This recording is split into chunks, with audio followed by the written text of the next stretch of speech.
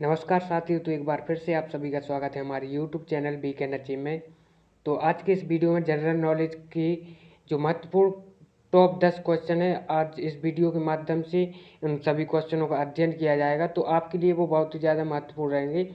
वो आपके Madhya Pradesh police, bank, SSC, civil और रेलवे और अन्य कॉम्पिटिशन एग्जाम के लिए आपके लिए बहुत ही ज़्यादा महत्वपूर्ण क्वेश्चन रहेंगे। तो अभी तक आपने हमारे यूट्यूब चैनल वीकेंड अचीव को सब्सक्राइब नहीं किया है तो प्लीज़ सब्सक्राइब कीजिए, लाइक कीजिए और शेयर कीजिए। तो चलिए चलते हैं आपके फर्स्ट क्वेश्चन की ओर। तो फर्स्ट क्वेश्चन आपका क्या है? तो फर्स्ट क्वेश्चन है आपका, त्रिपिटक धर्म ग्रंथ का संबंध किस धर्म ग्रंथ से है? तो इसका ऑप्शन आपका क्या है? ऑप्शन है आपका इसका, पहला ऑप्शन है आपका जैन धर्म, दूसरा ऑप्शन है आपका हिंदू धर्म, तीसरा ऑप्शन है आपका फारसी धर्म और चौथा ऑप्शन है आपका बौद्ध धर्म। तो इसका आंसर आपका क्या रहेगा? तो इसका आंसर इसका आंसर आपका क्या है? डी, बौद्ध धर्म। बौद्ध धर्म इसका आंसर है। तो त्रिपिटक पाली त्रिपिटक शाब्दिक अर्थ तीन पटारी बौद्ध धर्म का ग्रंथ है।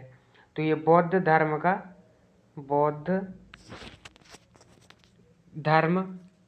का ग्रंथ है। ठीक है, तो ये बौद्ध धर्म का ग्रंथ है जिसे सभी बौद्ध संप्रदाय महान थेरवाद और ब्रजयान मूलस सर्वविस्तार आदि मानते हैं। यह बौद्ध धर्म के प्राचीनतम ग्रंथ है जिसे भगवान बुद्ध के उपदेश संग्रहित होते हैं। तो इसमें भगवान बुद्ध के क्या उपदेश संग्रहित होते हैं। तो नेक्स्ट क्वेश्चन है आपका,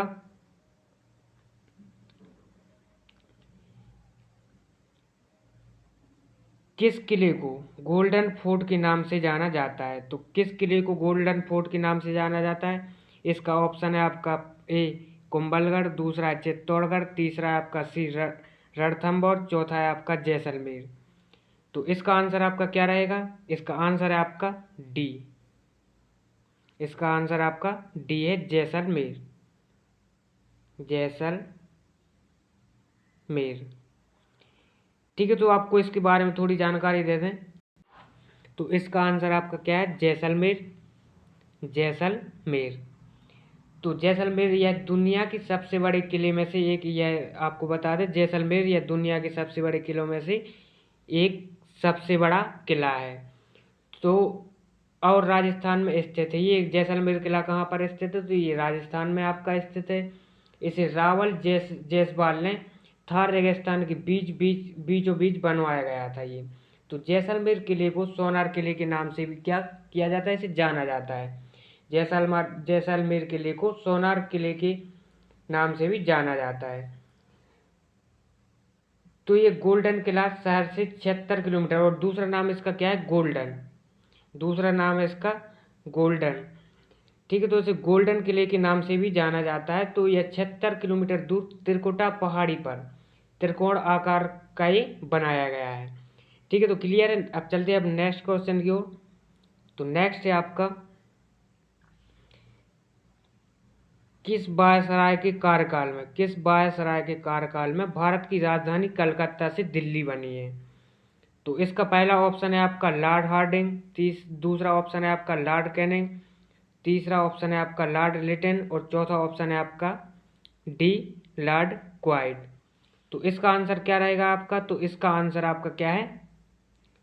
ए, लॉर्ड हार्डिंग। तो लॉर्ड हार्डिंग वायसराय के कार्यकाल में भारत की राजधानी कलकत्ता से दिल्ली क्या हुआ था, ये बनाई गई थी। तो आपको बता दें कि ये कलकत्ता से दिल्ली राजधानी कब बनाई गई थी? तो ये कलकत्ता से दिल्ली बनाई गई थी राजधानी 1911 में। ठीक है, तो चलिए चलते हैं नेक्स्ट क्वेश्चन की ओर। नेक्स्ट है आपका,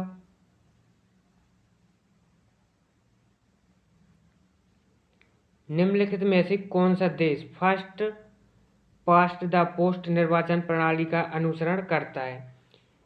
तो इसका पहला ऑप्शन है आपका नीदरलैंड, दूसरा ऑप्शन है आपका इजराइल, तीसरा ऑप्शन है आपका यूनाइटेड किंगडम, चौथा ऑप्शन है आपका डेनमार्क। तो इसका आंसर क्या रहेगा आपका? तो इसका आंसर आपका क्या है?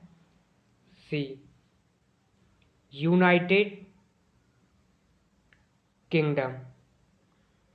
तो इसका आंसर आपका क्या रहेगा? United kingdom. तो फर्स्ट पास्ट द पोस्ट निर्वाचन प्रणाली का अनुसरण करता है, तो ये कौन करता है? United kingdom. ठीक है, तो नेक्स्ट क्वेश्चन है आपका, सौरमंडल के बाहर सीरियस नाम के चमकीले तारे को यह भी कहते हैं। तो सौरमंडल के बाहर सीरियस नाम के चमकीले तारे को यह भी कहते हैं। तो इसका ऑप्शन है आपका पहला ए डॉग स्टार, बी है आपका कैक स्टार, तीसरा ऑप्शन है आपका फॉक्स स्टार और चौथा ऑप्शन है आपका लॉयन स्टार। तो इसका आंसर आपका क्या रहेगा? तो इसका आंसर है आपका ए, आंसर है आपका डॉग स्टार। तो सौरमंडल के बाहर सीरियस नाम के चमकीले तारे को डॉग स्टार भी कह सकते हैं। तो नेक्स्ट क्वेश्चन है आपका,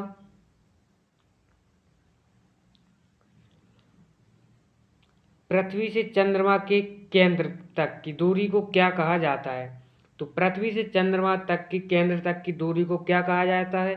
तो इसका ए ऑप्शन है पहला पृथ्वी की कक्षीय लंबाई, बी ऑप्शन है आपका चंद्रमा की कक्षीय लंबाई और सी ऑप्शन है आपका चंद्रमा की कक्षीय त्रिज्या और डी ऑप्शन है आपकी पृथ्वी की कक्षीय त्रिज्या। तो इसे किस नाम से जाना जाता है? तो इसका आंसर आपका क्या रहेगा? सी, चंद्रमा की कक्षीय त्रिज्या। तो पृथ्वी से चंद्रमा के केंद्र तक की दूरी को क्या कहा जाता है? तो ये चंद्रमा की कक्षीय त्रिज्या कहा जाता है। ठीक है, तो इसके बारे में थोड़ी सी जान, तो चंद्रमा पृथ्वी का एकमात्र क्या है?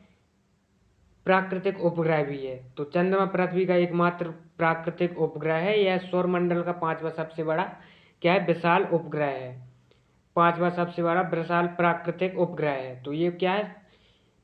प्राकृतिक उपग्रह है। पृथ्वी के मध्य से चंद्रमा के मध्य तक की दूरी आपकी कितनी है? 382,403 किलोमीटर है। ठीक है, तो क्लियर है आपका। नेक्स्ट क्वेश्चन है आपका,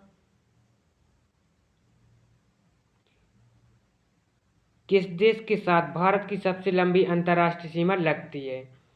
तो किस देश के साथ भारत की सबसे लंबी अंतर्राष्ट्रीय सीमा लगती है? तो पहला ऑप्शन है आपका पाकिस्तान, दूसरा ऑप्शन है आपका नेपाल, तीसरा ऑप्शन है आपका चीन और चौथा ऑप्शन है आपका बांग्लादेश। तो इसका आंसर क्या रहेगा आप लोगों का? तो इसका आंसर आपका है डी, बांग्लादेश। तो बांग्लादेश देश के साथ भारत की सबसे लंबी अंतर्राष्ट्रीय सीमा लगती है। ठीक है, तो नेक्स्ट क्वेश्चन है आपका,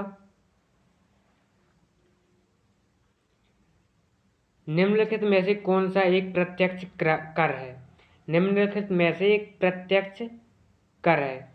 तो पहला ऑप्शन है आपका सीमा शुल्क और दूसरा ऑप्शन है आपका बी जो है उत्पादक शुल्क, तीसरा ऑप्शन है आपका सी सेवा कर, चौथा ऑप्शन है आपका डी संपत्ति कर। तो इसका आंसर आप लोगों का क्या रहेगा? तो इसका आंसर आपका क्या है? डी, संपत्ति कर।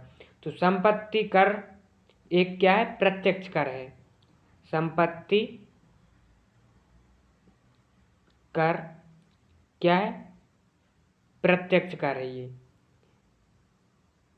प्रत्यक्ष कर है। ठीक है, तो नेक्स्ट क्वेश्चन है आपका,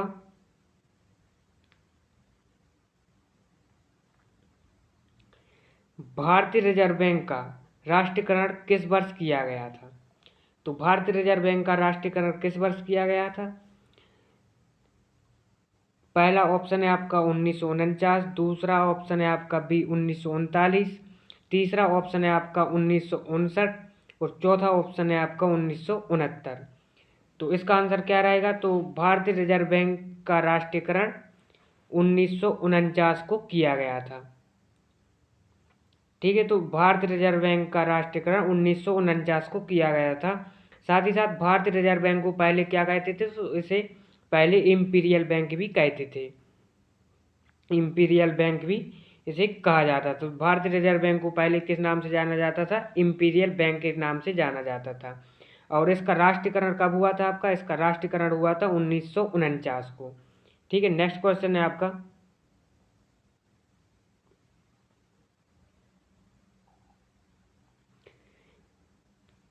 ओलंपिक पदक जीतने वाली भारतीय महिला कौन है? तो इसका आंसर आप लोग हमें कमेंट में बताएंगे।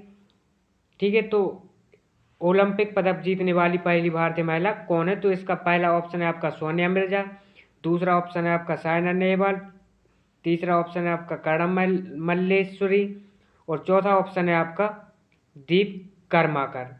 तो इसका ऑप्शन आंसर हमें आप लोग कमेंट में दीजिए। ठीक है, तो मिलते हैं नेक्स्ट वीडियो के साथ। अगर आपको ये वीडियो पसंद आया तो प्लीज़ इस वीडियो को लाइक, शेयर और कमेंट कीजिए और साथ ही साथ हमारे यूट्यूब चैनल को सब्सक्राइब कीजिए और अपने दोस्तों के साथ इस वीडियो को बहुत ज़्यादा से ज़्यादा शेयर कीजिए। तो इस 10वें क्वेश्चन का आंसर आप सभी छात्रगण हमारे कमेंट पर लिख कर दें। ठीक है, तो चलिए मिलते हैं नेक्स्ट वीडियो के साथ। जय हिंद।